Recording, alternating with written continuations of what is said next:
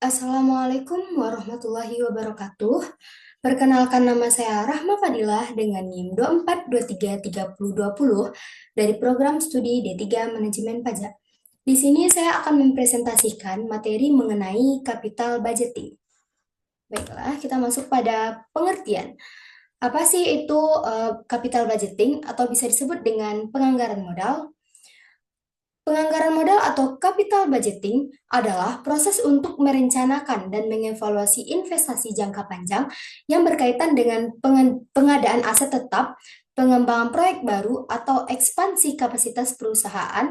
Proses ini melibatkan identifikasi, analisis, seleksi, serta pengendalian investasi yang memiliki dampak signifikan terhadap kinerja jangka panjang perusahaan. Selanjutnya, kita akan membahas tentang pentingnya penganggaran modal.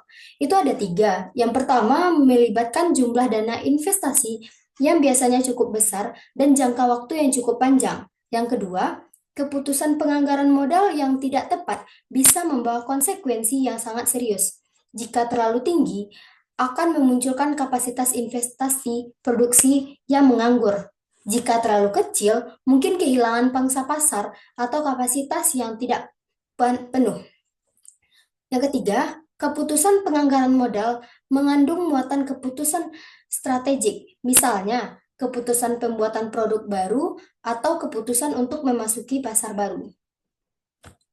Selanjutnya, kita akan membahas proses penganggaran modal.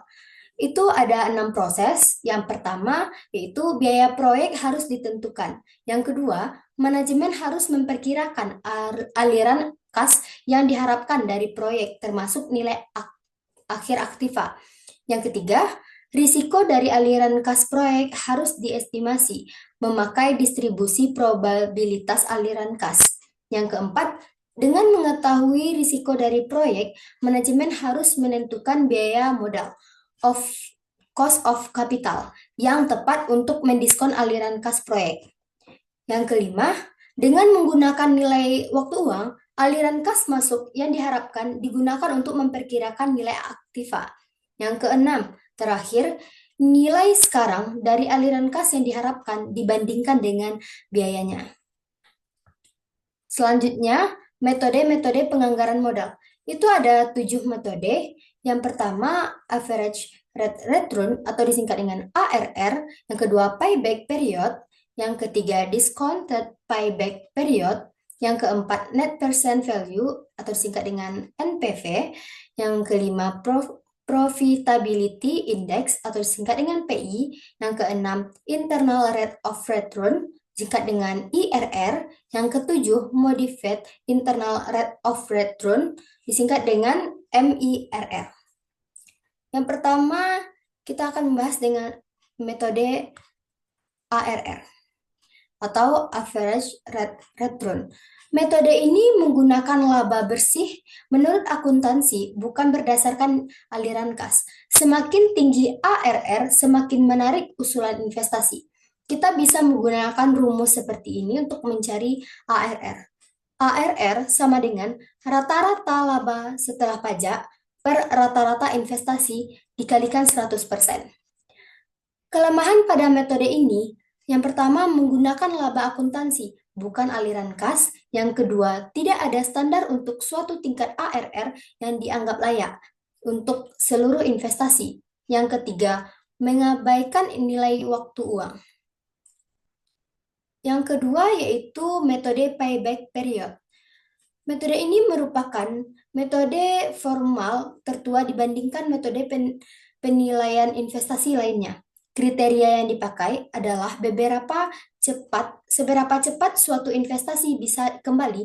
Jika waktu pengembalian proyek tersebut lebih pendek daripada umur proyek, maka proyek akan diterima, dan sebaliknya.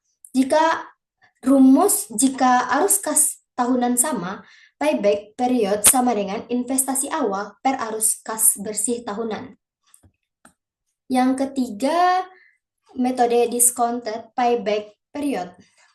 Merupakan mirip payback period, tetapi arus kas didiskontokan terlebih dahulu menggunakan tingkat diskonto, cost of capital. Metode ini memiliki kelebihan mempertimbangkan nilai waktu uang dan juga lebih akurat daripada PP. Kelemahannya masih mengabaikan arus kas setelah payback dan lebih kompleks dihitung. Metode yang keempat yaitu Net Present Value atau NPV.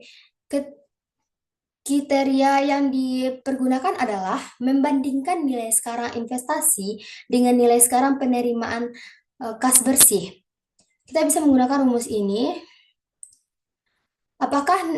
Apabila net present value NPV lebih besar, maka kecil dari 0 positif, maka proyek tersebut akan diterima, dan jika NPV lebih kecil dari 0 negatif, maka proyek tersebut akan ditolak. Untuk menghitung nilai sekarang, kita perlu menentukan tingkat bunga yang dianggap relevan berupa tingkat keuntungan yang disyaratkan pemodal.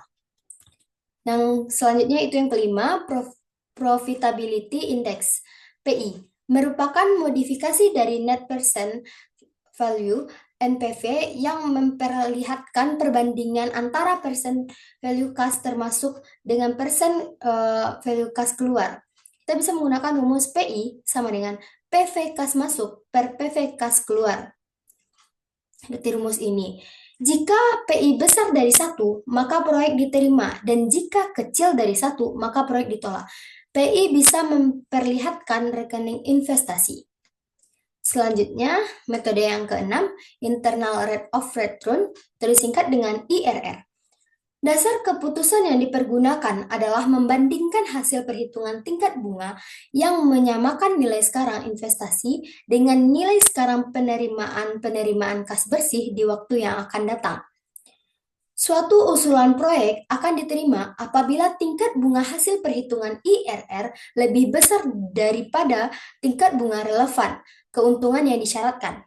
Metode ini, walaupun sudah mempertimbangkan nilai waktu uang, namun dalam aplikasinya masih terdapat beberapa kelemahan jika dibandingkan dengan metode NPV.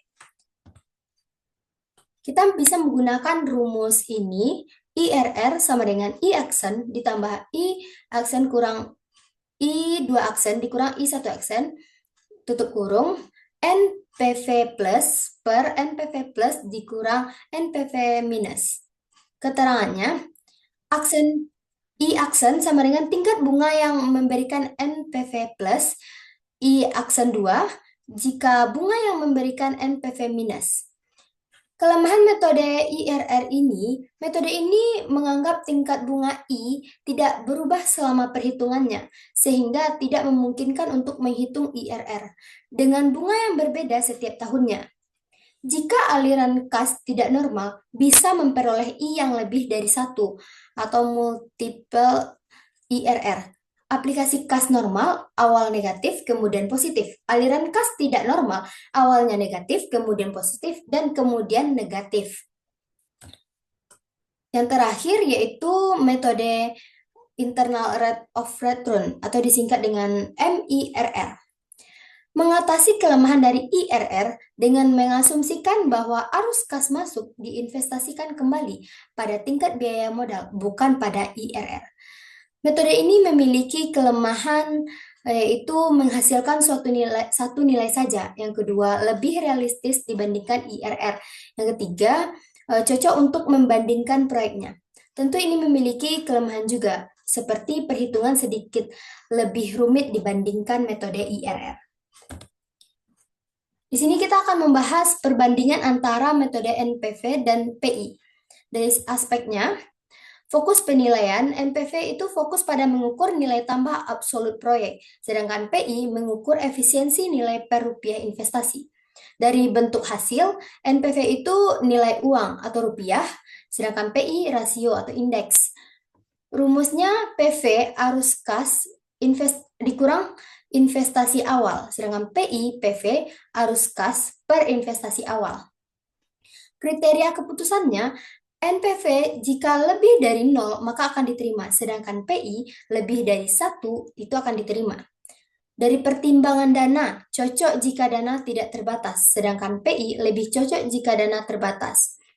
Dari segi kelebihan utamanya, NPV menunjukkan besarnya peningkatan nilai perusahaan, sedangkan PI memungkinkan membandingkan efisiensi beberapa proyek.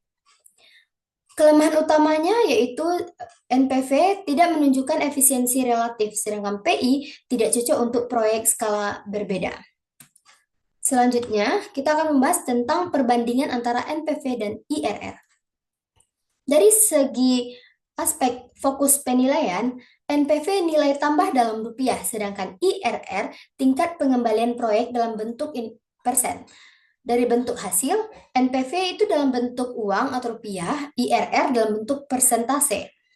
Keputusan, NPV jika besar dari 0 itu akan diterima, sedangkan IRR besar dari biaya modal akan diterima.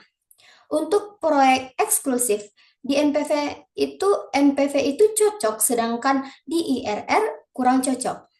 Di segi keandalan, NPV itu sangat andal, sedangkan IRR kurang andal. Kelebihan utamanya yaitu di NPV memaksimalkan nilai perusahaan, di IRR mudah dipahami karena dalam bentuk persentase. Dari bentuk kekurangan utamanya, NPV perlu estimasi tingkat diskonto, sedangkan IRR bisa konflik keputusan dengan NPV. Cukup sekian presentasi dari saya ucapkan terima kasih. Assalamualaikum warahmatullahi wabarakatuh.